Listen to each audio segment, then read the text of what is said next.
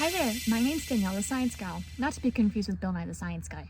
Let's talk about greenhouse gases, how they affect Earth's atmosphere, and how they also affect sea level rises. So, let's pretend this flashlight is the sun.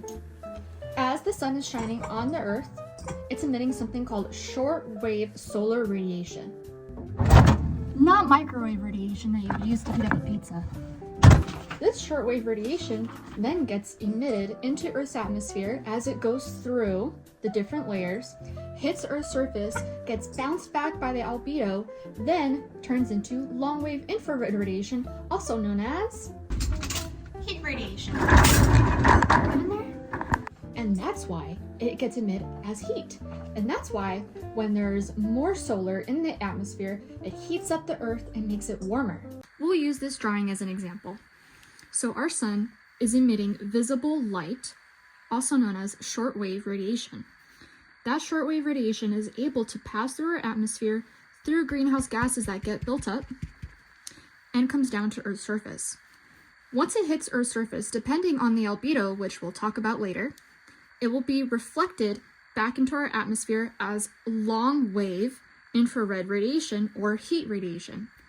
This long-wave radiation then gets trapped by all of our greenhouse gases that are in our atmosphere, gets reflected back down on the surface, thus reheating through the entire process. What's albedo, you might say? Well, I'm glad you asked. You see, albedo is the reflectivity of a surface to emit radiation that comes onto the surface and gets reflected back. We'll go ahead and use this white paper and dark paper as an example. The white paper is a lighter color, meaning it'll have a higher albedo, thus reflecting back the short-wave visible light radiation instead of infrared. The dark paper has very low albedo, meaning it'll absorb solar energy, thus emitting heat radiation. The more greenhouse gases that get emitted, the thicker the layer of our atmosphere gets, and the less the infrared radiation is able to escape, causing the heating effect to come back down to Earth's surface. Because the more greenhouse gases come on, and more, and more, and more, it's just simply too thick for infrared to get out, and then it becomes back down as heat onto our surface.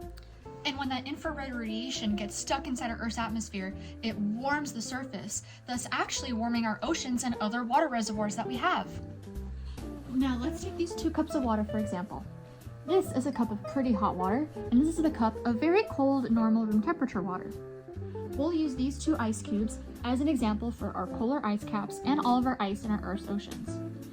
Let's go ahead and see which cup of water will melt the ice quicker. Now remember, this is the hot water and this is the colder room temperature water.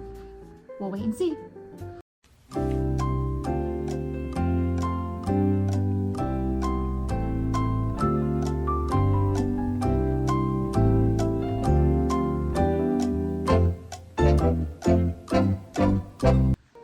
Well, did you guess correctly?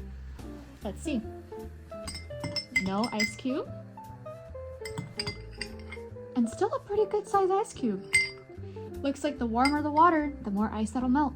And that type of catastrophic sea level rise affects impacted communities everywhere, like here in Florida, or even here off our coast of California. That's where you can see it everywhere, even here.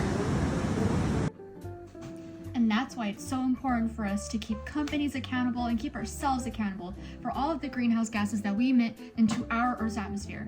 Because the more we emit, the more likely it's going to be that our Earth will warm up, causing catastrophic events for both us as humans and everyone else that inhabits this Earth.